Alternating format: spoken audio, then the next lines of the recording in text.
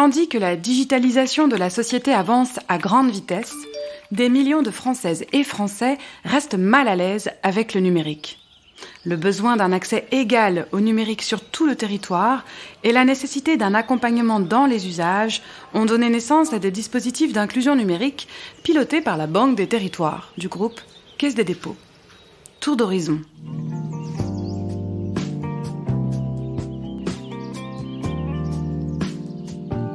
Bonjour à toutes et à tous et bienvenue dans ce nouveau podcast de Chute Magazine. Pour tout vous dire, ce format est un peu différent des podcasts qu'on écoute habituellement.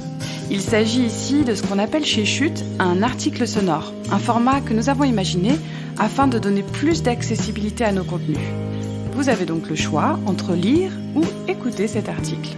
Et maintenant, je vais justement vous lire, ou plutôt vous raconter les propos que nous avons échangés avec la Caisse des dépôts sur le numérique inclusif, un numérique qui se pense pour toutes et toutes.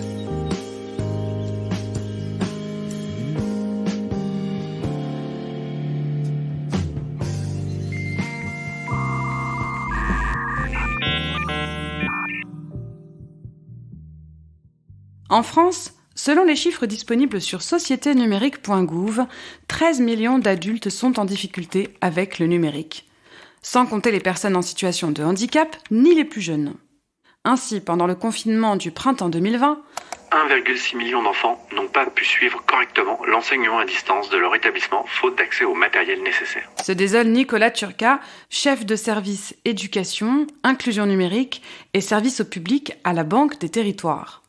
La course au tout numérique est à double vitesse. En quelques années, le lièvre de l'innovation technologique a démultiplié l'offre des équipements à destination du grand public. Dans son élan, il a accéléré la dématérialisation des services publics et a durablement installé une interface entre les individus, contraints de s'adapter à de nouveaux modes d'échange sociaux et commerciaux et leurs démarches administratives. Une petite révolution à laquelle chacun doit s'accommoder et qui laisse beaucoup de personnes en queue de peloton. Car contrairement à la fable de La Fontaine, le lièvre de cette histoire moderne ne semble pas prêt de se reposer et continue à grande foulée de creuser son avance et par là même la fracture numérique. Le numérique n'est pas automatique.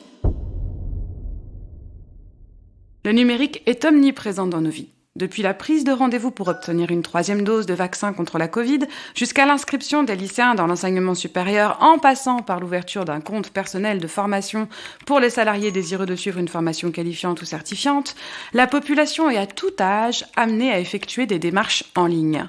Un raz-de-marée digital sur lequel compte d'ailleurs le gouvernement pour moderniser les administrations et désenclaver les territoires.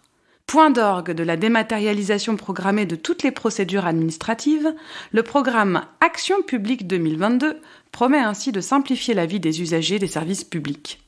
Une simplification loin d'être évidente pour tout le monde. Aujourd'hui, 6,5 millions de personnes n'ont pas d'usage du numérique, dont la moitié par renoncement, et 6,5 millions ne sont pas connectés ou n'ont pas d'équipement pour le faire. Rappelle Nicolas Turca. Une fracture qui se déploie à 3 niveaux. Sur le plan territorial, le taux d'usage d'Internet varie entre les villes et les campagnes. En zone métropolitaine, on compte globalement 10% d'usage, en plus qu'en milieu rural. Analyse le spécialiste de l'inclusion numérique. Une différence qui s'explique en partie par l'accès au très haut débit, dont le plan France Haut Débit prévoit une couverture de l'ensemble du territoire français d'ici 2022. Selon l'ARCEP, on compte 16,6 millions d'accès Internet très haut débit au 2e trimestre 2021, contre 10 millions à la même période en 2019. Une couverture accrue grâce au déploiement de la fibre optique, mais qui atteint moins rapidement les zones faiblement peuplées. Des usages numériques très différents selon les groupes. L'âge des usagers délimite une seconde ligne de fracture. On s'en doute, ceux qui n'ont pas grandi avec Internet et un PC dans leur chambre se tiennent plus facilement à l'écart des ordinateurs. Gare toutefois aux conclusions trop hâtives. Comme le souligne Olivier Bourris, responsable coordination et pilotage du dispositif Conseiller numérique France Service, il n'y a pas un, mais plusieurs usages du numérique. S'il y a de grands écarts en termes d'âge sur l'ensemble des usages, certains usages ne sont pourtant pas maîtrisés par une partie des jeunes. La jeune génération a grandi entourée de tablettes, smartphones et ordinateurs, mais les connaissances requises pour bien en utiliser certaines fonctionnalités basiques, notamment dans le monde du travail, ne sont pas innées. Rédiger son CV, une lettre de motivation, utiliser des outils bureautiques en contexte professionnel, etc. Sur Pronote, on a multiplié par 10 le volume des serveurs, parce que les élèves y chargent une photo de leur devoir plutôt que d'utiliser des logiciels de traitement de texte. S'étonne ainsi Nicolas Turca. Ce dernier souligne enfin le poids de la catégorie socio-professionnelle dans les usages. Il dénombre ainsi 3 barrières majeures au numérique. La barrière de la langue. Certains territoires de France comptent jusqu'à 5% d'analphabètes. La barrière du langage informatique. Télécharger une image ou téléverser un document. Et la barrière du langage administratif. La façon dont se sont construits les systèmes d'exploitation et Internet est le reflet de la capacité à manier ces langages. Ainsi, selon la sociologue Dominique Pasquier, les classes populaires sont plus éloignées des usages complexes d'Internet car leur rapport à l'écrit est plus difficile. Internet est un média d'écrit, conçu par des diplômés, pour des diplômés. Affirme-t-elle dans une interview à propos de son livre « L'Internet des familles modernes, enquête dans la France rurale 2018 ». Si les plus précaires savent tirer parti d'un numérique d'opportunité, que ce soit en utilisant des sites comme Le Bon Coin pour arrondir leur fin de mois ou en s'ouvrant à d'autres groupes socioculturels via les forums de recettes de cuisine, le plus gros traumatisme est pour eux la dématérialisation administrative. Analyse la chercheuse.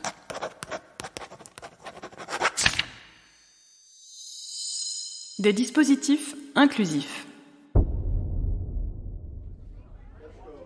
Pour accompagner les citoyens dans la digitalisation des services publics, la Banque des Territoires a déployé, en partenariat avec l'Agence nationale de cohésion des territoires, 2000 maisons France Service et formé 6000 agents chargés d'accueillir et d'accompagner le million de Français qui, chaque année, bénéficient de ce dispositif. Une centaine d'étapes numériques ont par ailleurs été mises en place avec le groupe La Poste pour enrichir les maisons France Service d'espaces de formation au numérique.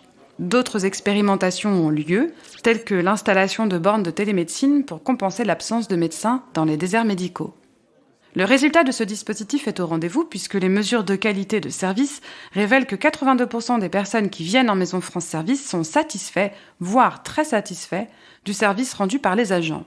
Pour muscler le dispositif, 17 hubs territoriaux ont été créés à l'échelle régionale.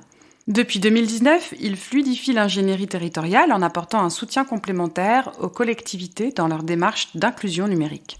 L'autre dispositif majeur, mis en place par la Banque des Territoires dans le cadre de France Relance pour le compte du Secrétariat d'État au numérique et de l'Agence nationale de cohésion des territoires, est le déploiement, d'ici 2022, de 4000 conseillers numériques France Service, accueillis par les collectivités territoriales et les acteurs privés associatifs ou relevant de l'économie sociale et solidaire. L'objectif est triple. Soutenir les bénéficiaires dans leurs usages quotidiens du numérique, favoriser les usages critiques d'Internet et accompagner les bénéficiaires vers plus d'autonomie dans la réalisation de leurs démarches. Détaille Olivier Bourris. En validant un certificat de compétences professionnelles à l'issue d'une formation initiale, les conseillers participent à la structuration de la filière de la médiation numérique, ainsi qu'à son élargissement au territoire jusqu'à présent peu touché par les actions d'inclusion numérique. Les accompagnements proposés par les conseillers numériques France Service sont gratuits. Dans le souci d'étendre l'accès des usagers aux autres espaces de médiation existants, un pass numérique a été mis en circulation. Sous forme de chèques distribués par les structures locales, ce pass donne droit à des ateliers d'accompagnement avec des médiateurs numériques. L'inclusion numérique est avant tout une affaire d'éducation. À travers ces dispositifs, la Banque des Territoires espère donner le déclic du numérique à tous les citoyens. Les conseillers numériques France Service sont là pour donner confiance aux gens, les faire sortir du « je n'y arriverai pas, ce n'est pas pour moi », en les amenant à monter en compétences. Assure le coordinateur du dispositif. À l'heure des fake news et des cyberattaques, l'enjeu est de taille. Aujourd'hui, un paquet de gens viennent en Maison France Service en demandant s'ils doivent cliquer sur un mail de phishing, se faisant passer pour le trésor public ou les services du compte personnel de formation. S'alarme de son côté Nicolas Turca. Une anecdote qui donne une idée du rôle que les structures d'inclusion numérique ont à jouer dans l'usage averti des services proposés sur Internet. Le numérique est à la fois la promesse d'une plus grande ouverture sur le monde et le risque de voir certains individus, sous couvert d'anonymat, se couper d'empathie à l'égard des autres, comme en témoignent les vagues de cyberharcèlement qui ont déferlé pendant le confinement sur les réseaux sociaux plébiscités par des adolescents. Pour que le numérique devienne citoyen, Le chef de service éducation, inclusion numérique et services au public à la Banque des Territoires appelle ainsi de ses vœux la création de conservatoires du numérique. Il voit en ces lieux où l'on enseignerait les humanités numériques et les bases du langage informatique une chance pour la jeunesse et l'activité de la France. On manque de 100 000 personnes formées chaque année au numérique. En dépit de tous les dispositifs en place, on ne relèvera pas les défis actuels que lorsqu'on prendra le problème à la racine. Il faut former aux cultures numériques dès le plus jeune âge. Pour en savoir plus, la rédaction de Chute vous donne rendez-vous sur le blog de la Caisse des dépôts sur l'URL caissedesdépôts.fr/blog. La Caisse des dépôts et ses filiales constituent un grand pôle financier public à l'identité forte et ancrée dans l'histoire. À l'intersection du domaine public et du domaine privé concurrentiel, le groupe est entièrement dédié au service de l'intérêt général avec un objectif unique, faire grandir la France.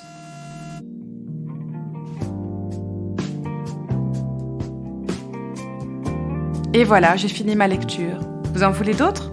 Eh bien, cela tombe très bien. Nous avons d'autres articles à venir avec la Caisse des dépôts et même d'autres podcasts comme Tout rôle modèle sur l'empouvoirment des femmes dans la tech ou encore La puce à l'oreille sur la culture numérique. Tout cela, eh bien, ça se passe sur Chute Radio, dans vos plateformes d'écoute préférées. Deezer, Spotify, Apple Podcast, Google Podcast. Il y en a pour tous les goûts. À très bientôt.